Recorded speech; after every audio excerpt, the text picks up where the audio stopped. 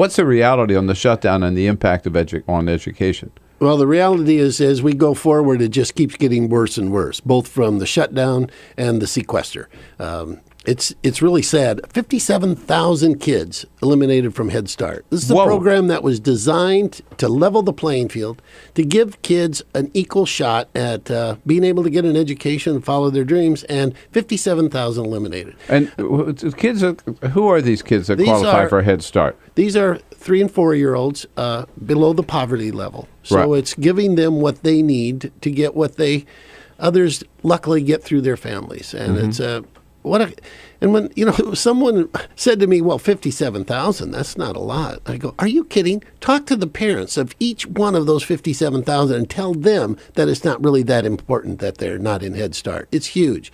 Another big impact. Head Start means they'd be in preschool. And if they're not there, then they are home, or not in daycare, or not getting any preschool education. But I'm just wondering, so who's paying for the daycare if they're not in Head Start, obviously? Yeah. Well, if their parents are lucky enough not to have been impacted by the shutdown, maybe they'll be home because they're unemployed. What a sad case that is. That's another thing that they don't talk about is as they've cut jobs and the impact of not raising the debt ceiling, there are many families that are losing aid and money, and it impacts their kids who are supposed to be in school. They don't have food to feed them at home. So the impact on education goes way beyond just the specific things on education. It goes to the impact of the families who have these children who are losing those very important services and benefits they need. Another area is called impact aid. It's where there's a military base in a vicinity, and all of those kids from the base are going to public schools. So they're the public systems that take care of our men and women's children and educate them. And those schools are already feeling the cuts.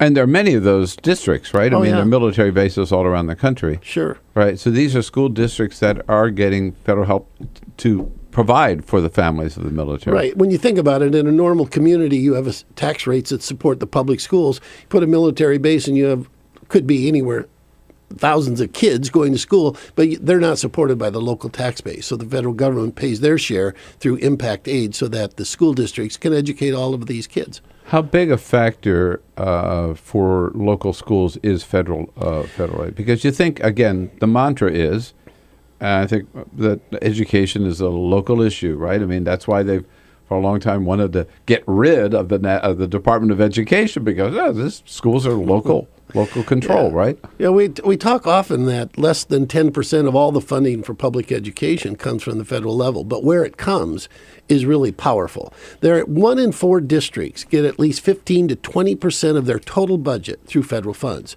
Could be because they have a high concentration of English language learners. It could be I mentioned the impact aid. It could be they have a lot of children of migrant workers.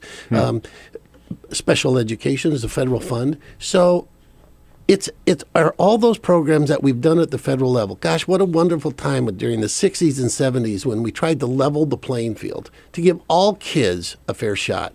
And to me, it just makes sense that in the richest, most powerful nation in the world, it really shouldn't matter where you live.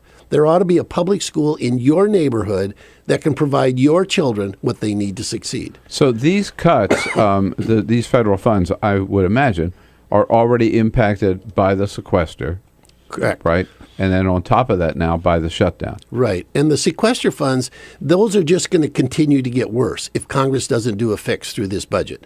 So at the fall, the impact wasn't so great. But as we move through the year and those federal funds that are supposed to come stop coming because of the across-the-board cuts of sequester, it'll just keep getting worse. And by next fall, it will be catastrophic.